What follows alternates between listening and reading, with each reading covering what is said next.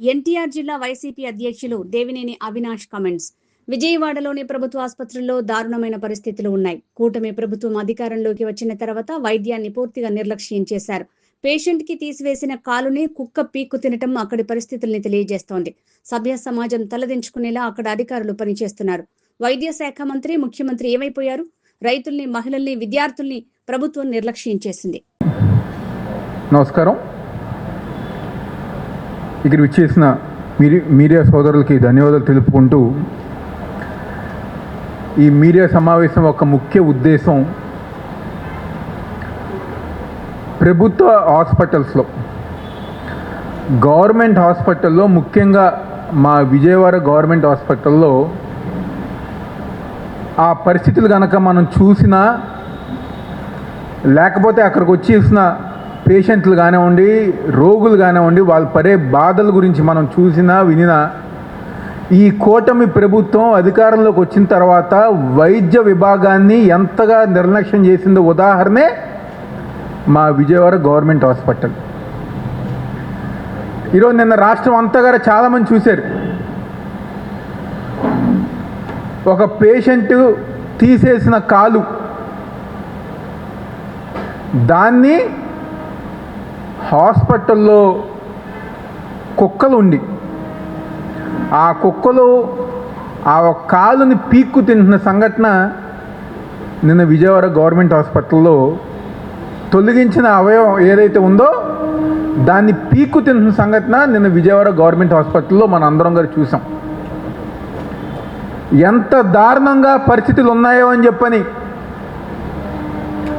దానికి ఉదాహరణే నిన్న జరిగిన సంఘటన అని చెప్పి సందర్భంగా చెప్పుతున్నాం. ఈరోజు సభ్య సమాజం సిగ్గుపడే విధంగా, తల దించుకునే విధంగా, ముఖ్యంగా అక్కడికి ఇచ్చేసిన ఎవరైతే వస్తారో పేషెంట్స్ కానివ్వండి, సామాన్య ప్రజానికం ఎవరైతే వస్తారో వాళ్ళందరూ గారు భయపడే విధంగా ఈరోజు ఈ రాష్ట్రంలో వైద్య విభాగం పనిచేస్తానని చెప్పని సందర్భంగా చెప్పుతున్నాం. ఏమైపోయారు ముఖ్యమంత్రులు? ముఖ్యమంత్రి ఏమైపోయారు? ఉప ముఖ్యమంత్రి గారు ఏమైపోయారు? వైద్య శాఖ మంత్రి మాట్లాడితే మేము ఢిల్లీ బీజేపీ అని చెప్పని గొప్పలు చెప్పుకునే వైద్య శాఖ మంత్రి ఏమైపోయారు? దీనికి ఏమి సమాధానం చెప్తారు అని చెప్పని ఈరోజు వైఎస్ఆర్ కాంగ్రెస్ పార్టీ తరఫున మేమందరం గారు డిమాండ్ చేస్తున్నాం.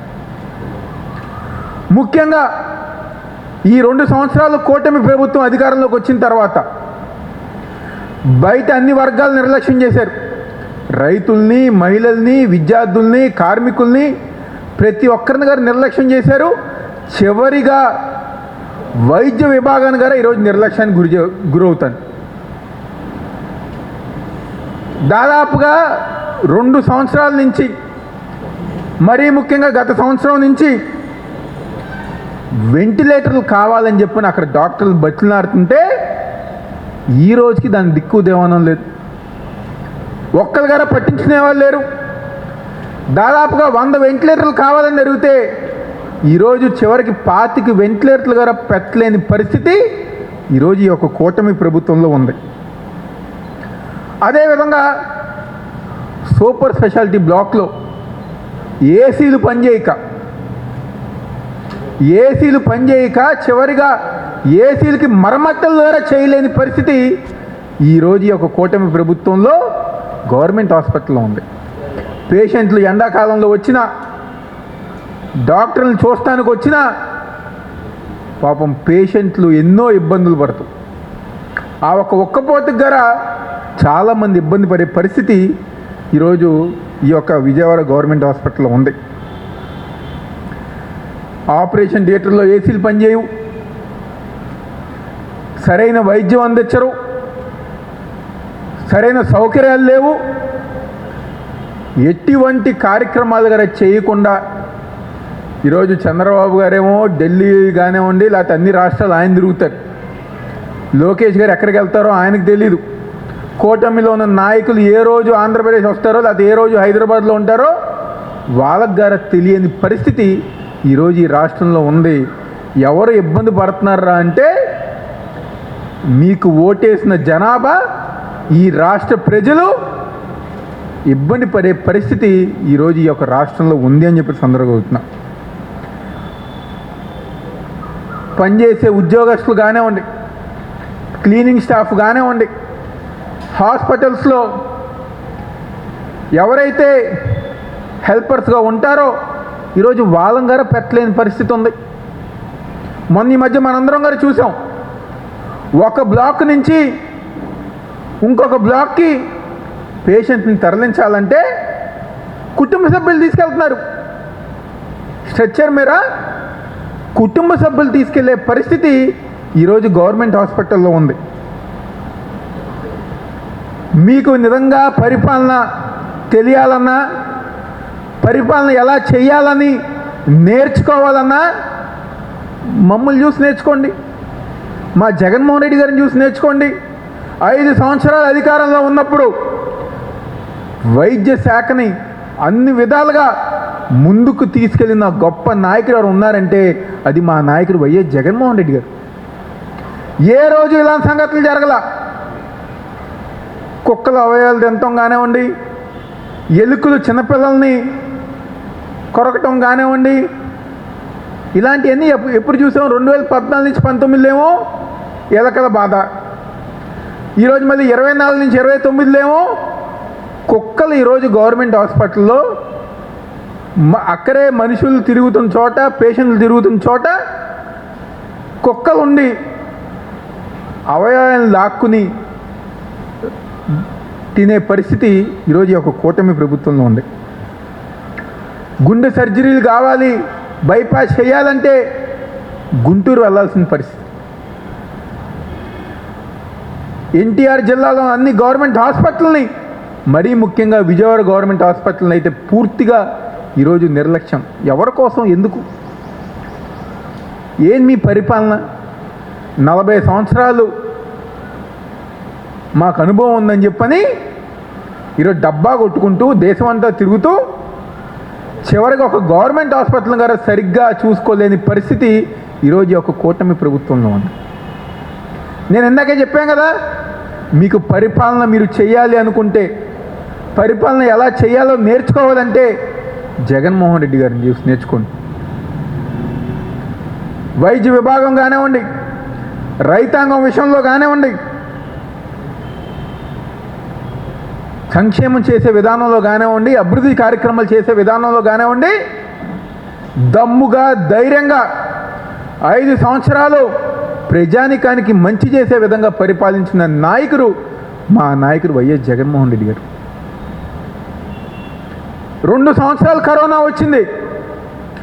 ఆ రోజు కరోనా వచ్చినప్పుడు ఇదే గవర్నమెంట్ హాస్పిటల్లో జగన్మోహన్ రెడ్డి గారి స్వయాన ఆయన పర్యవేక్షణలో లక్షలాది మంది ప్రజలు ప్రాణాలు కాపాడిన గొప్ప నాయకుడు వైఎస్ జగన్మోహన్ రెడ్డి గారు. ఆ రోజు గవర్నమెంట్ హాస్పిటల్ ఏ విధంగా పనిచేసింది? ఆ రోజు గవర్నమెంట్ హాస్పిటల్స్ ఏ విధంగా ప్రజానికానికి వైద్యం అందించారు? ఈరోజు మీ యొక్క పరిపాలనలో ఏ విధంగా ప్రజానికానికి వైద్యం అందిస్తున్నారు, ఏ విధంగా పాపం రోగులు ఇబ్బంది పడుతున్నారు ఒక్కసారి చూసుకోండి. ఏ రోజు వేరే రోగులు ఇబ్బంది పడలా. మా హయాంలో ఆరోగ్యశ్రీ తీశారు. ఈరోజు ఆపరేషన్ చేయించుకోవాలన్నా, లేకపోతే ఏదైనా చికిత్స పొందాలన్నా సామాన్య ప్రజానికం ఎన్ని ఇబ్బందులు పడుతున్నారో ఒక్కసారి మీరు తెలుసుకోండి. ఈరోజు ఆరోగ్యశ్రీ తీసేసి నేను ఆపరేషన్ చేయించుకుంటే లక్షలు ఖర్చు అయ్యి పాపం ప్రజానికం ప్రాణాలకు ఎన్నో ఇబ్బందులు పడుతున్నాయి. ఇన్ని కార్యక్రమాలు, ఇన్ని నీచమైన కార్యక్రమాలు, ఇలాంటి పరిపాలన నాకు తెలిసి ఆంధ్రప్రదేశ్ రాష్ట్రంలో చంద్రబాబు నాయుడు తప్ప ఇంకెవరు గారు చేయలేరు. ఇప్పటికన్నా కళ్ళు తెరిచి మీ షో రాజకీయాలు మానుకుని వైద్యం సరిగ్గా అందించే విధంగా, గవర్నమెంట్ హాస్పిటల్ సరిగ్గా ఉండే విధంగా, వాటిని సరిగ్గా మెయింటైన్ చేసే విధంగా, చివరికి ఏసీలు ఫ్యాన్లు గారు పనిచేయని విధంగా ఈరోజు గవర్నమెంట్ హాస్పిటల్ పనిచేస్తున్నాయి. ఎంతకన్నా నీచమైన పరిపాలన ఇంకెక్కడ ఉంటుందా? అవన్నీ గారు పనిచేసే విధంగా, ఎవరైతే హెల్పర్స్ ఉంటారో, స్టాఫ్ ఉంటారో వాళ్ళని నియమించే విధంగా, సూపరింతులు సరిగ్గా పనిచేయించే విధంగా ఇప్పటికైనా చంద్రబాబు నాయుడు గారు కానివ్వండి, లేకపోతే కూటమిలో ఉన్న పవన్ కళ్యాణ్ కానివ్వండి, లేకపోతే మంత్రి కానివ్వండి, ధ్యాస పెట్టాలి, సరిగ్గా చూసుకోవాలి అని చెప్పని ఈ సందర్భంగా వైఎస్ఆర్ కాంగ్రెస్ పార్టీ తరఫున మేమందరం గారు డిమాండ్ చేస్తూ, అదేవిధంగా ఈరోజు ఉదయం మీ అందరు గారు చూసే ఉంటారు పెట్రోల్ డీజిల్ ధరల పెంపు. దేశం మొత్తం మేర ఆంధ్రప్రదేశే నెంబర్ 1. ఈరోజు మేము అడుగుతున్నాం నారా లోకేష్ని, ఆ రోజు పాదయాత్ర చేసేటప్పుడు లోకేష్ బాధ్యత పెట్రోల్ డీజిల్ పెంచము అని చెప్పని మాటలు చెప్పిన నారా లోకేష్ ఈరోజు ఏమయ్యారు అని చెప్పని ఈరోజు వైఎస్ఆర్ కాంగ్రెస్ పార్టీ తరఫున మేము అందరం డిమాండ్ చేస్తాం. ఏమైపోయినాయి ఆ హామీలు? పాదయాత్ర చేసినప్పుడు ఎన్నో గొప్ప హామీలు చెప్పారు కదా, ఏమైపోయినాయి ఆ హామీలని? ఈరోజు రాష్ట్ర ప్రజానికానికి ఏం సమాధానం చెప్తారు? ఈరోజు కేంద్రంలో ముఖ్య పాత్ర పోషిస్తున్న తెలుగుదేశం పార్టీ ఉంది కదా, రాష్ట్ర ప్రజానికానికి ఈ పెట్రోల్ డీజిల్ మీద ఏం సమాధానం చెప్తారని చెప్పి ఈరోజు నారా లోకేష్ని, అదేవిధంగా నారా చంద్రబాబు నాయుడు ఈరోజు వైఎస్ఆర్ కాంగ్రెస్ పార్టీ తరఫున మేము క్వశ్చన్ చేస్తున్నాం. మీరు ఈ యొక్క ప్రజా వ్యతిరేక కార్యక్రమాలు, గ్యాస్ ధరలు పెంచుతున్నారు, కరెంటు ధరలు పెంచుతున్నారు, ఈరోజు ఏదైతే నిత్యావసర సరుకులు ఉన్నాయో వాటి ధరలు గారే పెంచుతున్నారు, ఈరోజు పెట్రోల్ డీజిల్ ధరలు గారే పెరిగినాయి. కాబట్టి ఇవన్నీ గారా వీటి మీద శ్రద్ధ పెట్టి తగ్గించే విధంగా ఈరోజు ఇప్పుడున్న ప్రభుత్వం ముందుకెళ్ళాలని చెప్పని, లేదన్న పక్షంలో ఈరోజు వైఎస్ఆర్ కాంగ్రెస్ పార్టీ తరపున ప్రజానికానికి అండగా మద్దతుగా మేముంది, రాబోయే రోజుల్లో మీ మెరలు వంచే విధంగా మీకు బుద్ధి తీసుకొచ్చే విధంగా మేము ముందుకెళ్ళి పోరాటం చేస్తాం సందర్భంగా చెప్తూ సెలవు తీసుకుంటున్నాం.